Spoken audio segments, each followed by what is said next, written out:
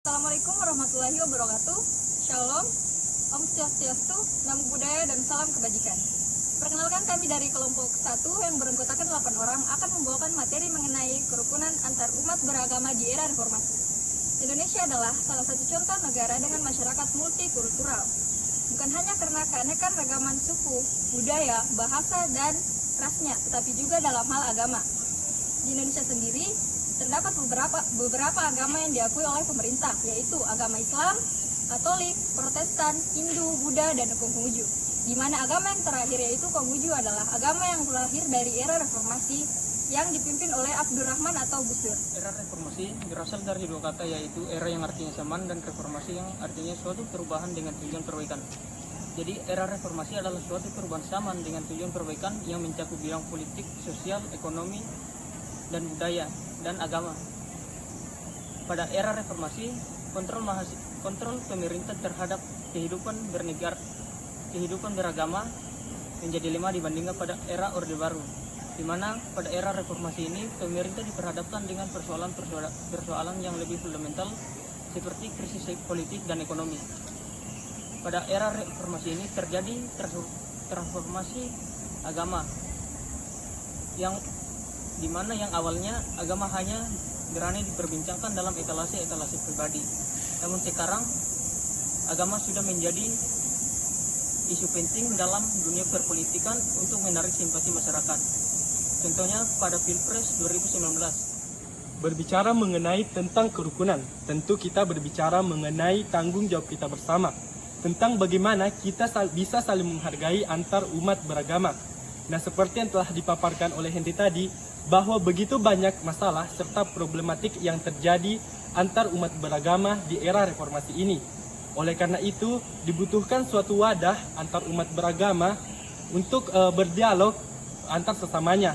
Dan juga untuk menambah keefektifan dari kerukunan itu, diperlukan pemikiran-pemikiran untuk mencapai tujuan tersebut. Agree in disagreement.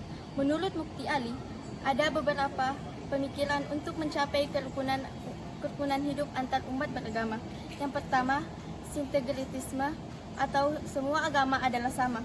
Yang kedua, reconciliation, meninjau kembali agama sendiri untuk dalam menghadapi kehidupan orang lain.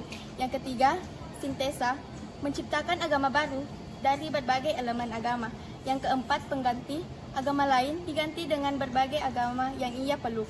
Dan yang kelima, agree in disagreement, yang artinya setuju dalam perbedaan.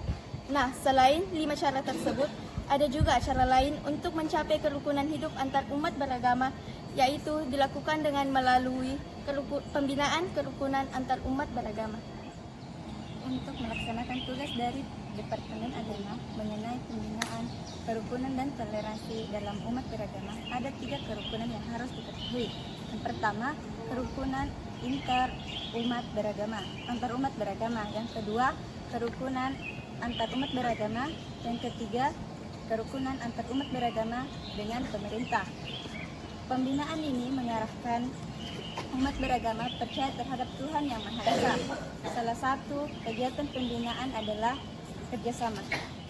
Wadah musyawarah umat beragama antara lain yang pertama ada agama Islam dikenal dengan MUI, Majelis Ulama Indonesia. Yang kedua ada Protestan dikenal dengan DGI, Dewan Gereja Indonesia. Yang ketiga ada Katolik, Majelis Agung Wali Gereja Indonesia atau MAWI. Yang keempat ada Hindu dikenal dengan Parisada Hindu Dharma.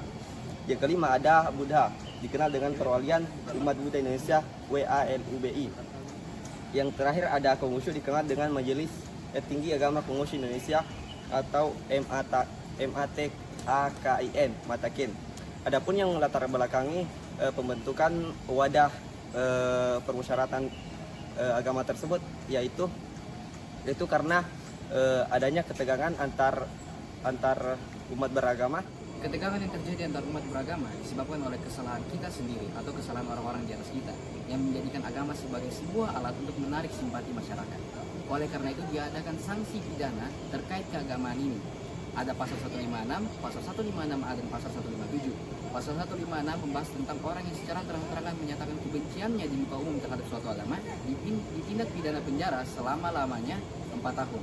Dan pasal 156A membahas tentang orang yang menunjukkan sikap kebencian terhadap suatu agama dan dengan maksud agar orang tidak mengikuti ajaran agama tersebut ditindak pidana penjara selama 5 tahun. Dan yang terakhir pasal 157 tentang orang yang memperlihatkan atau mempertunjukkan kebenciannya terhadap suatu agama melalui media massa ditindak pidana penjara selama 2 tahun 6 bulan. Indonesia adalah negara yang satu dengan banyak keberagaman yang ada di dalamnya.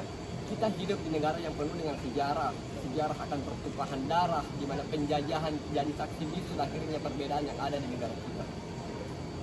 Begitu pentingnya urgensi hidup antar umat beragama agar terciptanya kehidupan masyarakat yang harmonis dalam keberagaman, saling tolong-menolong antara agama yang satu dengan agama yang lainnya, dan saling tidak mengejek antara agama yang satu dengan agama yang lainnya, agar agama dapat menjadi pemersatu bangsa Indonesia yang secara tidak langsung kemudian membuat Indonesia menjadi negara yang kondusif dan memberikan stabilitas dan kemajuan bagi negara Republik Indonesia kita.